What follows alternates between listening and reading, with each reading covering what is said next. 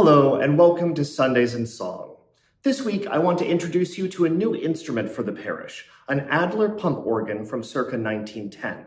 The organ was donated by Brown Memorial Presbyterian from the estate of Michael Britt. Michael was a joyful presence in Baltimore, and his sudden passing last year was deeply felt. We are grateful to Brown Memorial for the opportunity to remember Michael through music by using this organ for services which take place here in the Chapel of Christ the King at St. David's. The Adler Organ Company was operated out of Louisville, Kentucky as a division of Sears Roebuck and Company in the 1910s. Here you can see the extent of the single manual console. There are a number of stops which represent the bass tones, a few special effects in the middle, and then a number of stops that represent the treble tones. I have a few X's over certain stops that need a little bit of work right now. But in general, the pump organs give a rather pleasing sound for congregational accompaniment. They would have been designed for partially for home use, for singing and accompaniment.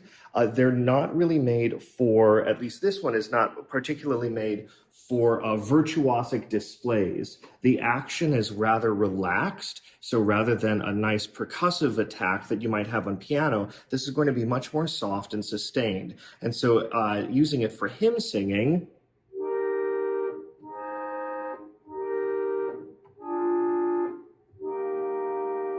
works much nicer. Now, just like the big organ upstairs, you can add stops to it to increase the sound. So right now I have this dolce stop pulled out. If I wanted a fuzzier sound, like strings with vibrato, I could pull out this voix celeste.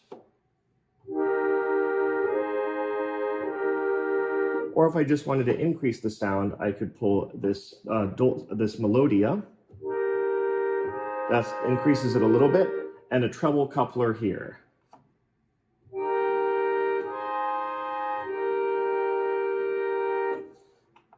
Down below, we can create the effect of the pedals by pulling this diapason.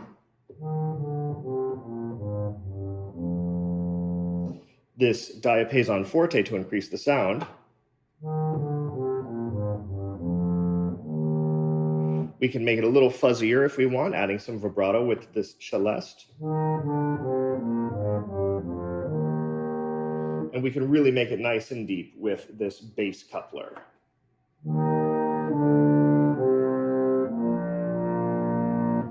In the middle, we have some special effects, including this swell diapason, which increases the general sound by doubling some voices up here. We can also add a little tremolo.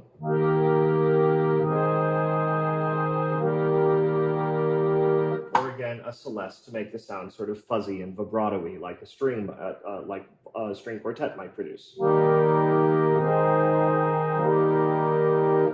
In general, it creates a nice range of sounds that are perfect for accompanying a smaller congregation within a smaller space.